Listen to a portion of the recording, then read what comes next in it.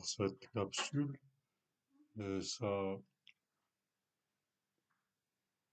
Son objet, c'est de traiter un exercice qui porte sur les notions suivantes, à savoir le coût du capital, le modèle MEDAF, la méthode des flux, et aussi le modèle de Gordon et Shapiro. Alors, ici, euh, vous avez comme première diapositive l'énoncé de l'exercice.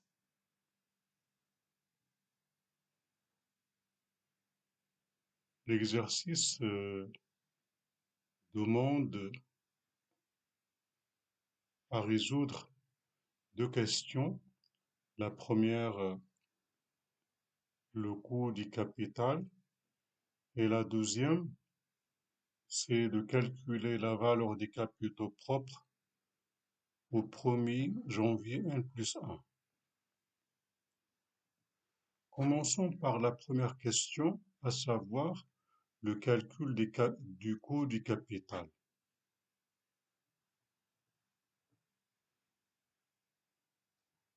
Le coût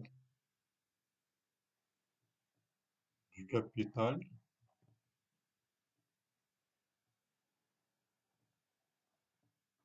qu'on appelle aussi coût moyen pondéré du capital, le CMPC, c'est une moyenne pondérée entre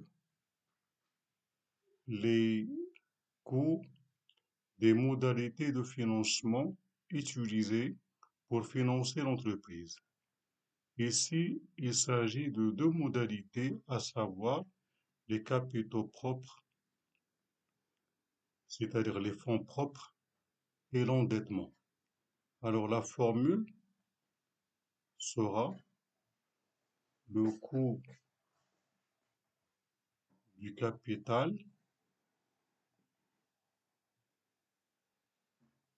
serait égal le coût des capitaux propres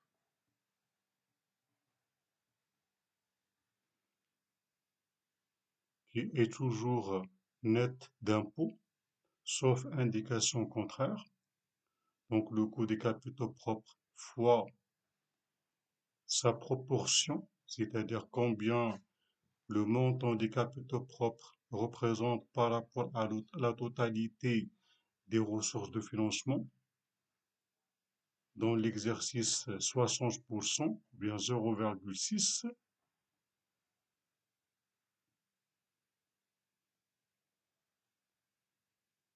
plus entre parenthèses, le coût de l'endettement. Ici, le coût de la dette égale à 3%. Mais attention, lorsque dans un exercice on vous donne le coût de la dette et on garde le silence, vous devez comprendre que ce coût est avant impôt, avant bénéfice de l'économie fiscale. Ici, le taux de l'impôt égale à, là, c'est un tiers. C'est 33 plus, entre parenthèses, 1 sur 3, le tout sur 100, ça donne 0,333. C'est comme si vous faites 1 sur 3.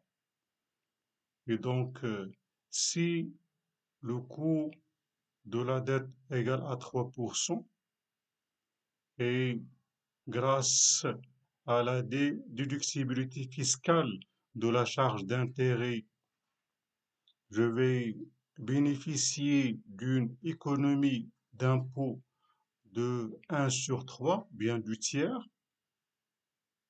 Cela implique que je vais en fin de compte supporter un coût de la dette égal 3% fois 2 sur 3. J'explique. Ici, le coût de la dette égal à 3%. L'État va prendre à ma place la charge du tiers de la charge fiscale. Par conséquent, la charge fiscale qui restera sur mon dos, c'est les 2/3. Donc, dans notre cas, comment on va procéder pour faire les calculs? Je vais faire 3% ou bien 0,03 fois 2/3. Ça, c'est quoi? C'est le coût de la dette net de l'économie d'impôt. Si dans un exercice autre, on vous dit que le taux de l'impôt égale par exemple 30%, dans ce cas, qu'est-ce que vous faites? Vous faites 0,03 fois 0,7. Parce que si le taux de l'IS dans un autre exercice égale à 30%, ça veut dire que l'État va prendre la charge à ma place de 30%. Donc la charge qui va rester sur mon dos, c'est le reste, c'est-à-dire c'est 70%. Mais je reviens à notre cas. Le taux de l'IS égale à 1/3. C'est la raison pour laquelle ici, j'ai multiplié par 2/3. Donc là, c'est quoi? C'est le coût de la dette nette d'impôt. Je ne dois pas oublier de multiplier par la proportion de la dette dans le total. Ici, on nous dit que les dettes représentent 40%, 40%, donc je multiplie par 0,4. Ça, c'est la formule de calcul du coût du capital. Alors, comme vous voyez, dans cette formule, il y a une inconnue, laquelle c'est le coût des capitaux propres. Alors, pour calculer le coût des capitaux propres, il y a un certain nombre d'étapes. Alors, d'abord, dans l'exercice, il nous donne la prime du risque du marché. Elle est égale, d'après les données, 4%, donc elle est égale à 0,04. Et aussi, on vous donne le bêta le bêta du titre égale à 2,5%. Ça signifie quoi? Ça signifie que si la prime du risque du marché égale à 4%, ça veut dire que la prime du risque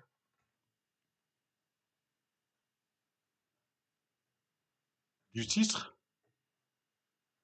ou bien de l'entreprise à évaluer égale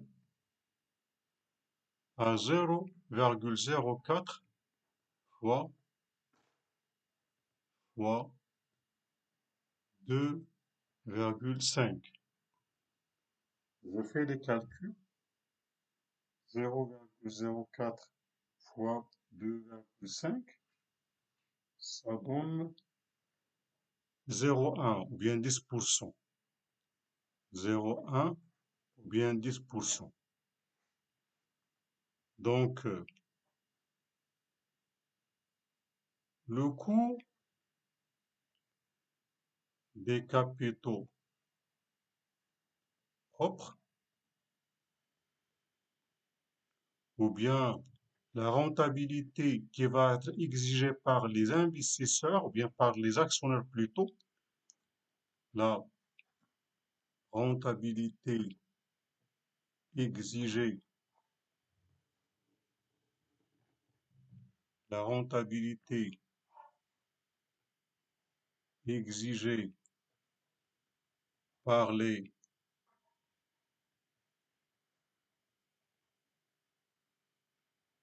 actionnaires serait égale à la somme de deux choses. serait égal à la rentabilité sans risque, la rentabilité sans risque, plus la prime du risque du titre ou bien de l'entreprise.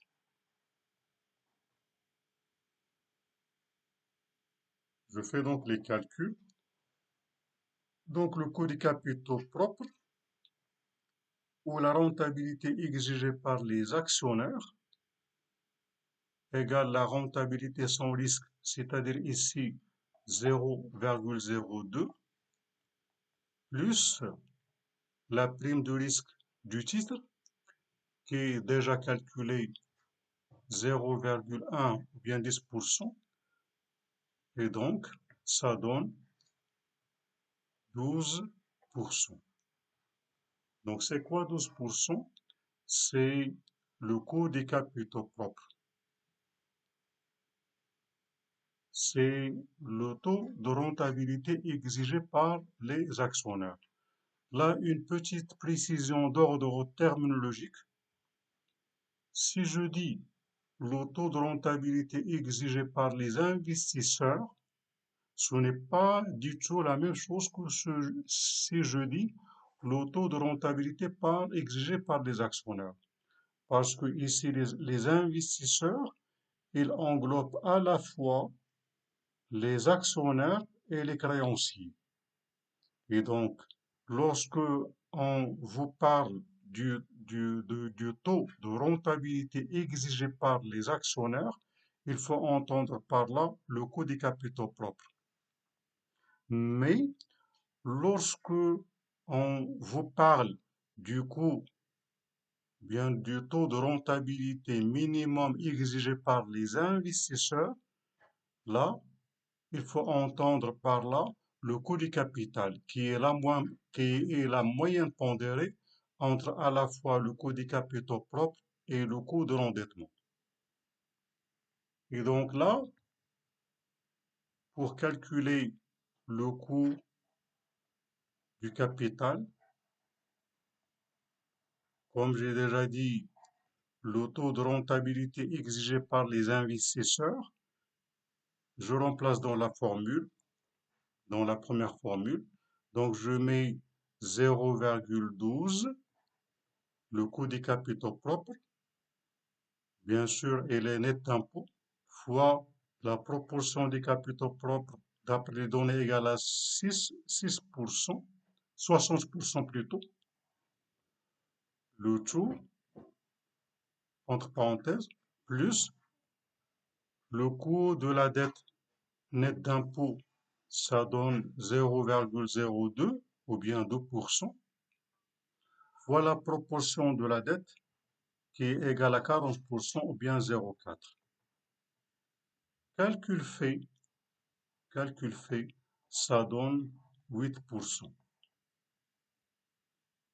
Alors, ce chiffre, bien surtout 8% qui ici représente le coût du capital, pour la suite de l'exercice, va être le taux d'actualisation.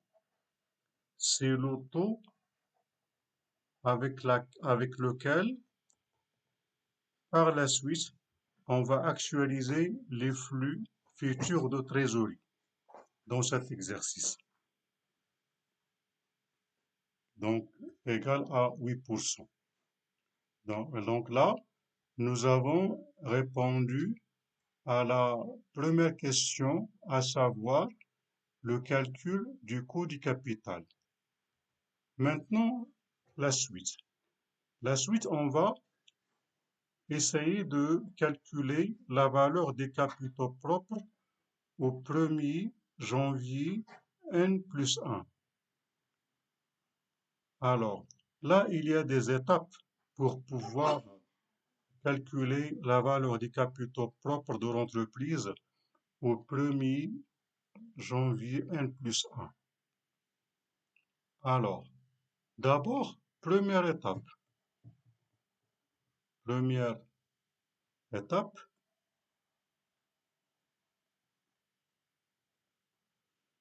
Je calcule la somme actualisée des flux nets disponibles, bien les flux nets de trésorerie disponibles.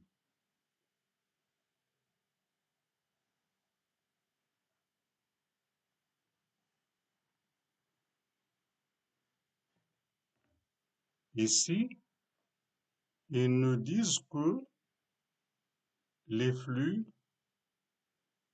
bien l'horizon prévisionnel, comporte les années N plus 1, N plus 2, N plus 3, N plus 4. C'est-à-dire, il comporte 4 années. Et chaque flux égale à 1500 milliers d'euros. Donc, pour calculer la somme actualisée, on va tout simplement utiliser la table financière numéro 4. Donc, cette somme va être tout simplement égale à 1500 fois 1 moins 1,08, le taux d'actualisation que nous avons calculé tout à l'heure, à la puissance moins 4, parce que j'ai dit qu'il y a 4 années. Le tout divisé par 0,08. Je fais les calculs. Donc, 1 moins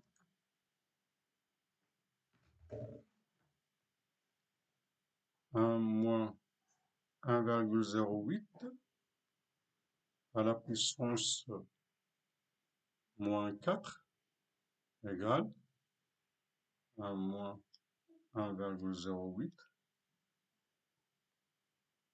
puissance moins 4 égale divisé par 0,08 égale fois 1500. Donc, d'après les calculs que j'ai faits, cette somme égale 4968,19. Donc ça, c'est quoi? C'est la somme des flux actualisés à l'intérieur de l'horizon prévisionnel. Attention, il ne faut pas toujours croire que l'horizon prévisionnel comporte toujours 5 ans. Comme ici, si vous comptez n plus 1, n plus 2, n plus 3, n plus 4, c'est uniquement 4 ans. Ça peut être 4 ans, ça peut être 5 ans, ça peut être 6 ans. Donc, l'étudiant, il doit faire attention à ça. Donc, ça, c'est la première étape. La deuxième étape, je calcule la valeur, ça s'appelle la valeur terminale. Lorsqu'on vous demande dans un exercice de calculer la valeur terminale, attention, c'est la valeur actualisée à la fin de l'horizon prévisionnel. C'est-à-dire, ça doit être la valeur terminale calculée au 31/12 n plus 4.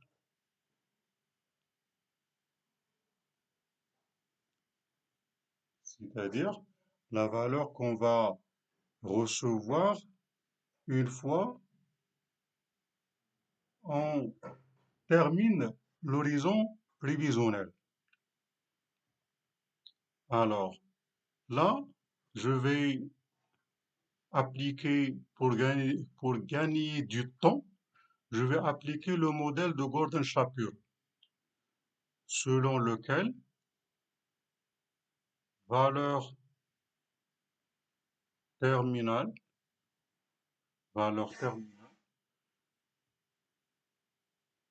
d'après l'énoncé, ils nous disent qu'il y a un taux de croissance de combien? De 3,1717. Donc là, la valeur terminale d'après le modèle de Gordon-Shapiro, qu'est-ce qu'on fait? On prend euh, le dernier cash flow de l'horizon prévisionnel, c'est-à-dire ici 1500, c'est le cash flow de la 4e année. Je le multiplie par 1 plus G, c'est-à-dire je le multiplie par 1,031717 et je divise par T moins G. T moins G, ici T c'est 0,08 et G c'est 0,031717. Je fais les calculs.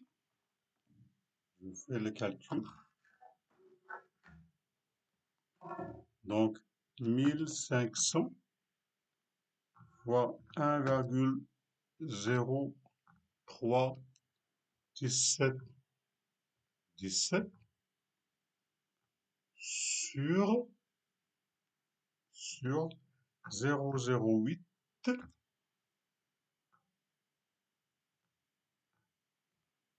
1500 fois 1,031717 égale sur, entre parenthèses, 0,08 moins 0,0 fois 1717.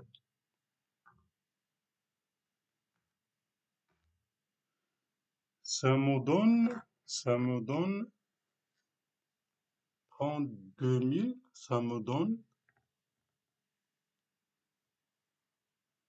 32,52,18,19. Alors, pour ne pas commettre erreur, là, je rappelle une chose très importante. Imaginons ici, c'est 31, 12, n plus 4. À quoi était égal? Bon, ça c'est quoi? C'est la fin de l'horizon prévisionnel. Quel va être, bon déjà ici, à quoi est égal le cash flow 4? Il est égal à 1500. Donc là, c'était le quatrième flux de trésorerie. Alors, et comme j'ai déjà cité, c'est la fin de l'horizon prévisionnel. Alors, quel va être le premier flux qui va faire partie de la valeur terminale? Ça va être le flux numéro 5. Le flux numéro 5, car il nous parle euh, d'une progression géométrique de 3,17. Donc ça va être 1500 fois 1,031717. Et le deuxième flux de trésorerie qui fera partie de la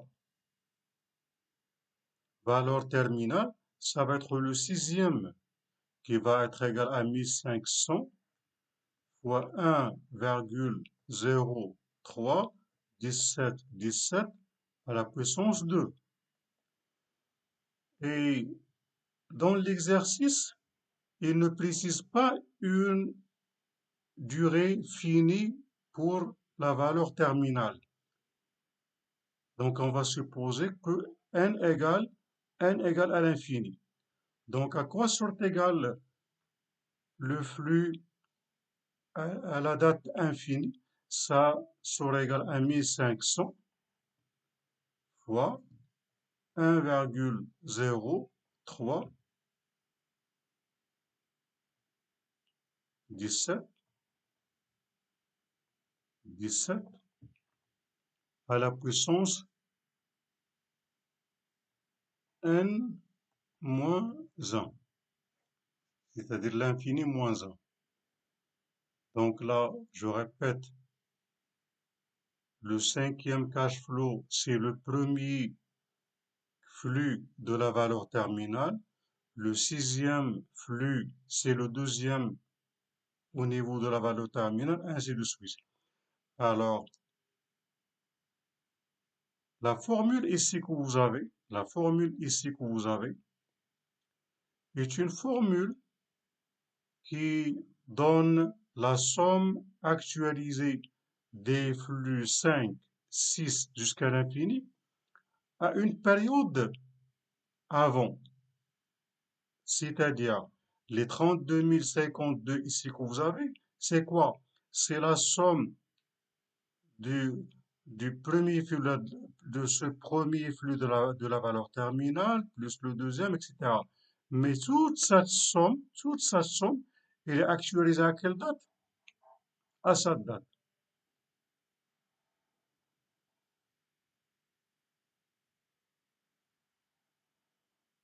C'est-à-dire que les 32 052 que vous avez ici, c'est la valeur terminale. À quelle date? Au 31-12, n plus 4. Mais nous, on veut tout actualiser à la date 0. Ce qui fait pour avoir la valeur terminale actualisée à la date 0, qu'est-ce qu'on fait?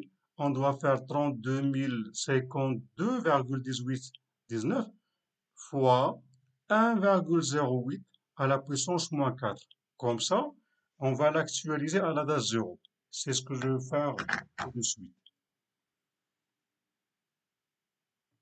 Donc, valeur terminale actualisée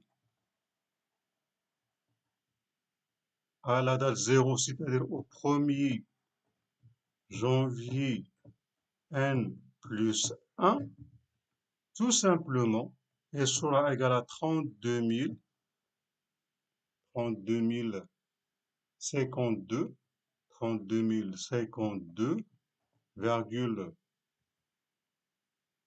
1819 fois 1,08 à la puissance moins 4. Je fais les calculs fois 1,08 à la puissance moins 4. Ça donne 23 000, je répète, 32 052,1819 fois entre parenthèses 1,08 à la puissance moins 4. Ça donne 23 000, ça donne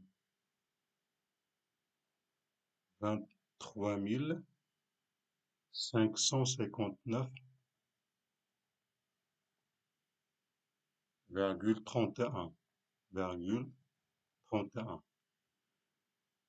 Donc là, nous avons deux chiffres actualisés à la date 0. Nous avons le 4968,19, c'est la somme des flux disponibles aux trésoreries actualisés à la date 0. Et nous avons 23 559,31, c'est la valeur terminale actualisée à la date 0. Donc là, la VGE, ou bien valeur de l'entreprise, actualisée au 1er janvier n plus 1, c'est-à-dire à la date 0, sera tout simplement la somme des deux chiffres. 4968, je crois, 19, plus 23 559,31. Je fais les calculs.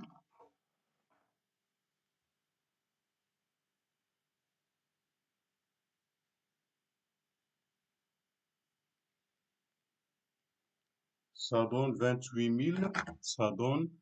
28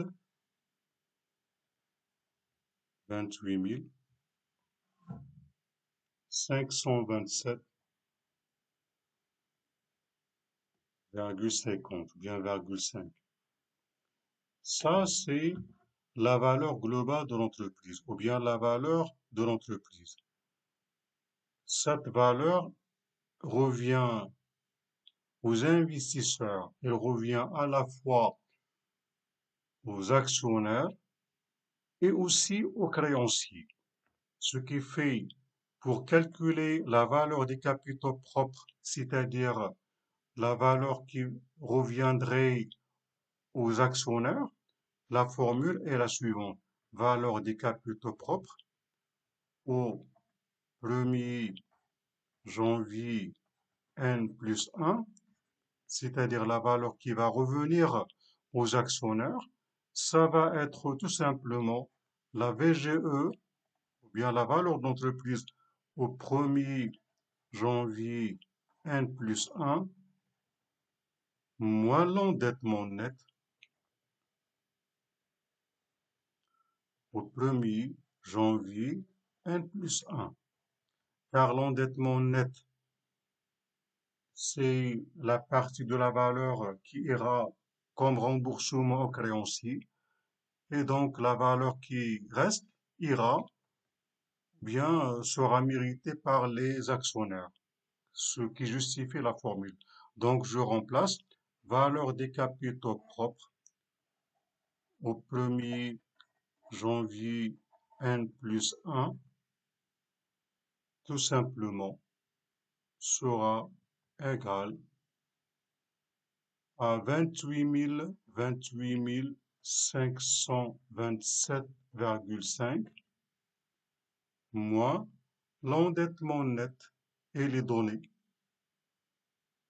Et les données égale à 3523,5.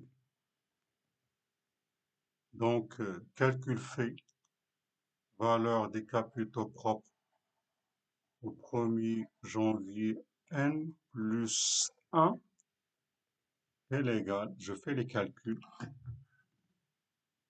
moins 3523,5.